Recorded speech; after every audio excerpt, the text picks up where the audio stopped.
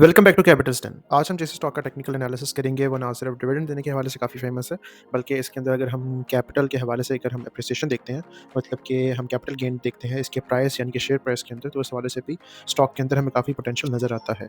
अगर हम present scenario की बात करें तो स्टॉक एक इंपॉर्टेंट नोट के ऊपर स्टैंड कर रहा है, जिसके ब्रेकआउट पे स्टॉक ना सिर्फ काफ़ी हद तक अपसाइड पे अप्रिशिएट भी कर सकता है, बल्कि इन लॉन्गर टर्म जो लोग इसको as an investment point of view for dividend रखना चाहते हैं, उनके लिए भी एक काफ़ी सूटेबल ऑप्शन है। So before starting the technical analysis, अगर आप हमारी सर्विसेज अवेल करना चाहते हैं स्टॉक एक्सचेंज के अंदर या पाकिस्तान मर्केंटाइल एक्सचेंज के अंदर, तो आप हमारी दी की जो कम्युनिटी है उसको ज्वाइन कर सकते हैं और रब्ता कर सकते हैं, या डायरेक्टली हमारे नंबर 0325 100 2208 पे हमसे रब्ता करके Pakistan mercantile exchange, international trading या फिर स्टॉक एक्सचेंज की ट्रेडिंग के हवाले से हमसे मालूमात हासिल कर सकते हैं।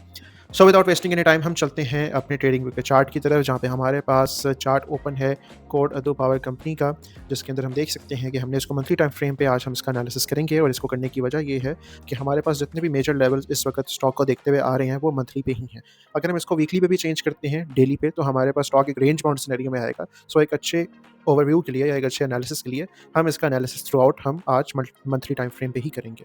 स्टार्ट करते हैं सबसे पहले। जैसे कि हम देख सकते हैं स्टॉक अभी जिस सपोर्ट के अराउंड मूव कर रहा है, इसका लो एग्जिस्ट करता है ऑलमोस्ट 26 के करीब और इसका हाई एग्जिस्ट करता है ऑलमोस्ट 28.99 के करीब। आज के दिन अगर हम स्टॉक की क्लोजिंग देखते हैं तो 30.15 रुपीज़ पे स्टॉक की क्लोजिंग हमें देखने को मिली। और रिसेंटली डिविडेंड अनाउंस करने के बाद हमें इसके अंदर जो है एक depreciation in terms of share price भी देखने को मिला।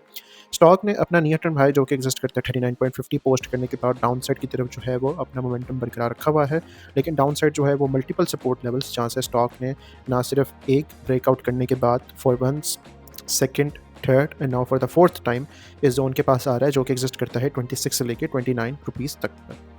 फर्दर मोर अगर हम देखते हैं तो स्टॉक ने अपना हाई पोस्ट किया 99.45 का एंड अंडर 100 अपना हाई पोस्ट करने के बाद इसके अंदर हमें एक शार्प डिक्लाइन देखने को मिला, जिसने इसका लो पोस्ट किया 14.52 का। मींस कि हमें स्टॉक में इसकी पीक से ऑलमोस्ट 85% जो है वो हमें डेप्रिसिएशन देखने को मिलती है, जिसके बाद स्टॉक हम ये कह सकते हैं कि एक्यूमुलेशन के फेज़ में मूव कर रहा है या यहाँ पे एक कंसोलिडेशन के फेज़ में एंटर हुआ है, जिसके अंदर प्राइस रेंज भी काफ़ी हद तक श्रिंक हुई हुई है और इसके अंदर प्राइस की मूवमेंट भी काफ़ी हद तक कम है। अगर हम बात करते हैं वॉल्यूम की, तो हम वॉल्यूम को भी यहाँ पे ऐड कर लेते हैं, जिससे हमें काफ़ी हद तक आसानी हो सके ये देखने में। और हम देख सकते हैं कि वॉल्यूम की जो मूवमेंट है, क्योंकि हम मंथली टाइम फ्रेम पे हैं, तो ये देखना काफ़ी हद तक ज़रूरी है कि वॉल्यूम भी हमें एज सच इसके अंदर इंक्रीज़ होता हुआ नहीं दिखाई दे रहा, जब तक स्टॉक जो है वो एक कंसोलिडेशन के फेज़ में मूव कर रहा है। कंसोलिडेशन की अगर हम हाई की बात करें तो वो एग्जिस्ट करती है 47.60 के करीब। कंसोलिडेशन के लो की बात करें तो ये जितना भी जोन है इसका लो है 14.52 के करीब। सो इट मीन्स जो भी ट्रेडर्स रेंज बाउंड रह के इस स्टॉक को ट्रेड करना चाहते हैं, उनके पास डाउन साइड की तरफ एक अच्छा लेवल आता है 15 से अबव 19 का, देन 19 से जो हमारा थर्ड लेवल आता है वो आता है 25 से 27 के जोन का।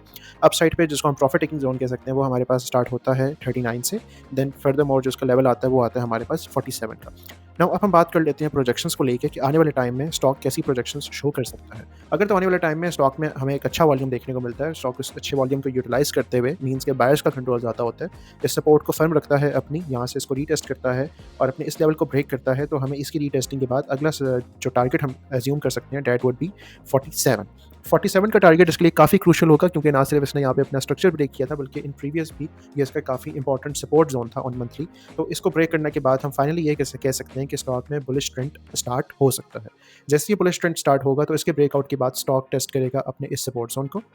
इस सपोर्ट जोन को टेस्ट करने के बाद स्टॉक का जो अगला टारगेट हो सकता है डेट वुड बी अराउंड